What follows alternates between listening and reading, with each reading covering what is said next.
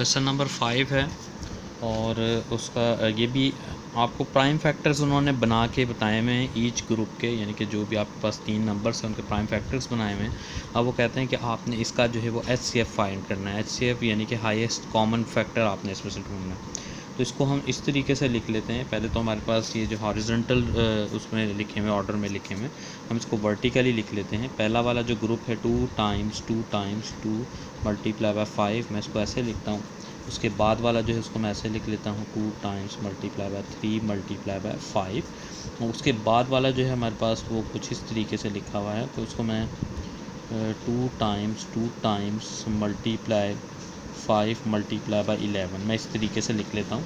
ये इस वजह से वो मल्टीप्लायर हैं, इस वजह से मैंने लिखा है ताकि जो है मुझे आसानी से डिटेक्ट जो है वो ग्रुप बनाने के आसानी हो जाए। तो मैं यहाँ से जो है वो एक देखता हूँ कॉमन ये है, दूसरा जो है वो मैं चेक करता हूँ कॉमन ये है, इसके अलावा हमारे पास ये कॉमन है। तो इसका मतलब कॉमन फैक्टर्स हमारे पास क्या क्या आ जाएंगे, कॉमन फैक्टर्स आ जाएंगे 2 और 2 एंड 5।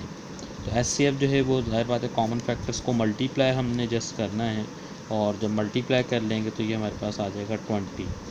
तो इसी तरीके से सेकंड वाला भी आपने जो है वो करना है सॉल्व, और थर्ड वाला भी इजीली आप इसको कर लेंगे।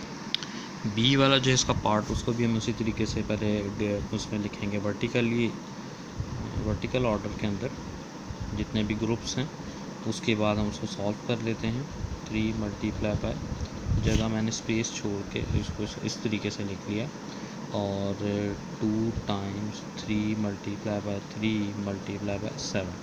तो इसका अगर हम ग्रुप बनाएं तो कॉमन इसके अंदर ग्रुप क्या क्या आपके पास आ रहा है, यहाँ से मैं इसको दोबारा चेक कर लेता हूँ। 2 3 3 5 और 2 3 5 7 2 3 3 7।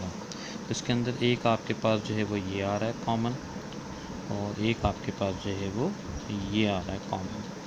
इसके अलावा और कोई भी जो है वो तीनों के अंदर कॉमन नहीं है। तो कॉमन फैक्टर्स जो है वो हमारे पास आ जाएंगे 2 और 3। तो HCF हमारे पास, तो कॉमन फैक्टर्स हमारे पास 2 और 3 आए हैं। HCF लेने के लिए इन दोनों को मल्टीप्लाई कर, तो HCF हमारे पास आ जाएगा 2 मल्टीप्लाई बाय 3, और HCF हमारे पास आ जाएगा 6। इसको हम यहाँ ब्रैकेट के अंदर क्लोज कर लेते हैं। क्वेश्चन नंबर सी पार्ट है उसका, क्वेश्चन नंबर 5 का ही। तो उसको जब हम सॉल्व करते हैं तो यहाँ अगर हम देखें तो इस ग्रुप को दोबारा हम ऐसे लिख लेते हैं जिस तरह हम पहले भी बात कर रहे थे कि हर नंबर से उसके नीचे लिख लेते हैं। Multiply by 5 multiply by 5 multiply by 7। अब इसके बाद है 3 मल्टीप्लाई बाय 5 मल्टीप्लाई बाय 5, और फिर चूँकि यहाँ स्पेस की कमी की वजह से मैं 5 लिख लेता हूँ।